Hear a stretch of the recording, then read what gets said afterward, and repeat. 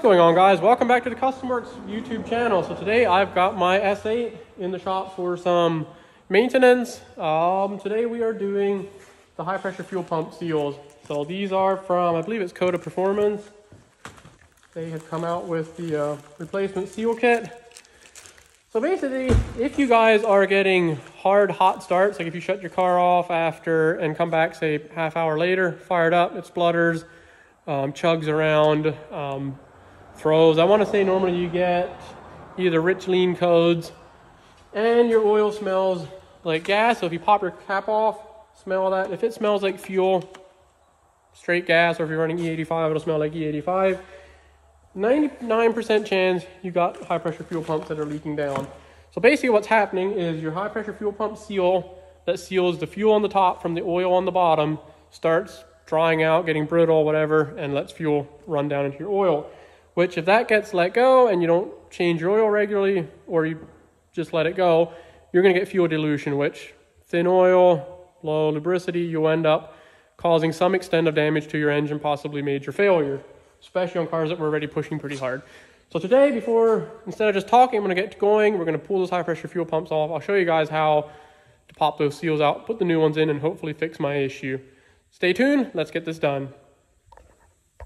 All right, so step one. Excuse my dirty engine bay. This poor car has been daily driven and has not gotten a lot of attention, but that hopefully will be changing a little bit. So step one, pop your engine cover off. This car, depending on how your car is set up, you may or may not have the high pressure fuel pump or the low pressure fuel pump upgraded lines. I do, so here I got an AN line to take off instead of this rubber line. If you got a stock car, you'll just pop this rubber line off. But again, in my case, I'm gonna pop these two lines off here. We get the two triple square nuts holding the pump on, and then we got the high pressure, on this side it's a high pressure sensor. The other side we will have a regulator as well. So let's get to it and pop these off. Yep, there we go.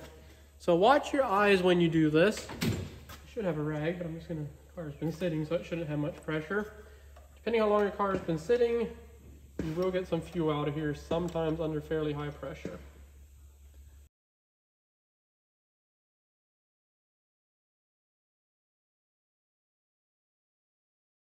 Now this would be the same exact process if you were pulling your pumps to do the plunger upgrade, or really anything you're doing that involves pulling the pump. So this same process would apply. So then we have one plug on this side, pop that off, and now we got our two triple square easier jobs that you'll do on here. All right, so I got the lines off, got my air compressor shut off. All this I have to do is just give it a little wiggle and gently pull up. There is an O-ring sealing that, so we don't want to cut that. There we go. All right, so the telltale sign of whether these are leaking down is, especially if the car is sat a little bit, if it is leaking down, this spring will be cleaned of oil because the fuel is going to come down this cylinder and kind of wash that fuel. So that is the pump removal. I'm going to do it on the other side. So you can see there's your cam follower in there. I'm just going to go ahead, take my rag, temporarily put it over there so we don't get dust in there, and I'm going to move over and do the same on the other side.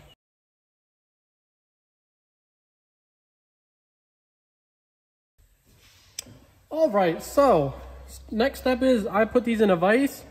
The one thing to say about putting them in a vise is this. A lot of people will hold them by the bottom. Basically, it's a hex shape here, very easy to clamp it in. The downside is if you torque on the top, you can actually loosen this, and you do not want to mess with this thread. When you unthread this, you can have issues sealing this back up. You're not taking the chance of unthreading this or loosening it partially and getting fuel leaks through the top. Just another problem you want to avoid. For now, I've got this one clamped in.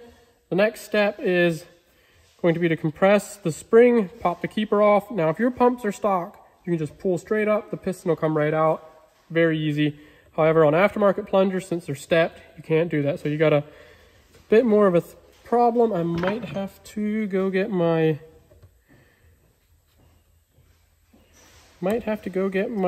flat screwdriver to do this. I can't get it with this. Basically, just gotta press it down, get the keeper started coming out. There we go. So keeper is out. Again, keep everything very clean. That's number one on these. Keep them on a lint-free rag. feel how tight that is. That feels nice and tight. All right, so as far as tools to remove this, here I have the Autotech socket. This is kind of my least favorite. As you can see, this is an aluminum socket and it really gets chewed up after a couple uses. So that goes down in there. Let's see the other side here. There's the proper one. It's a little loose. I don't really care for that. The other option is, well, there's a couple options, but here I also have the integrated engineering, which I will say, if you have stock pumps, you want to upgrade them, get the integrated engineering pump upgrade or plunger upgrade. They come with the full diameter shaft and they ship with new seals. So you get two birds in one stone for basically the same price as the Autotechs. When I did these pumps, that was not an option. So I'm stuck with this. So again, put their socket in there. It actually has a hex or a 1/2 inch drive. Not quite tight enough. Let's see what I got. Be seated in here quite right.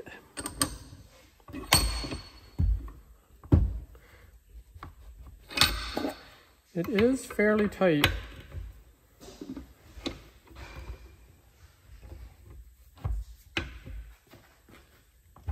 There we go.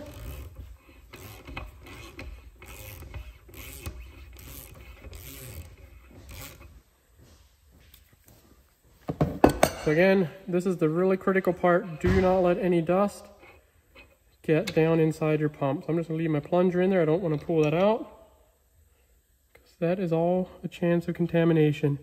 So as you can see, hopefully it's that little rubber seal there is what's all cracked. And you might not be able to see in the video, but I can actually see there's quite a bit of junk and garbage, and the seal definitely doesn't look as good as it should.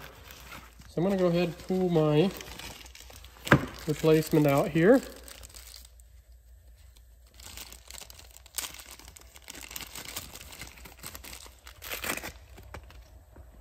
So as you can see, it'll focus. Yeah, I'm not sure if it's going to focus, but that's a brand new seal. We're going to want to oil this a little bit, so I'm just going to grab a little bit of oil, oil that O-ring, and hit both of them right away. That way it's going to thread in there a little bit better. I'm going to just see if this will pull out. Yeah, there you can see that is the upgraded Autotech plungers there. Next thing is I also should oil this seal as well. So I'm just going to go ahead in there. I cut some oil here. I'm just going to oil that seal there so I don't damage it going in over the plunger. Just kind of work it real slow. Because if we cut our new seal, we're not going to be any better off than we were before. There it goes.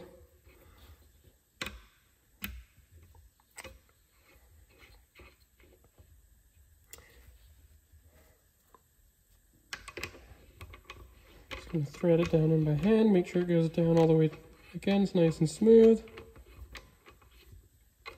And there we go.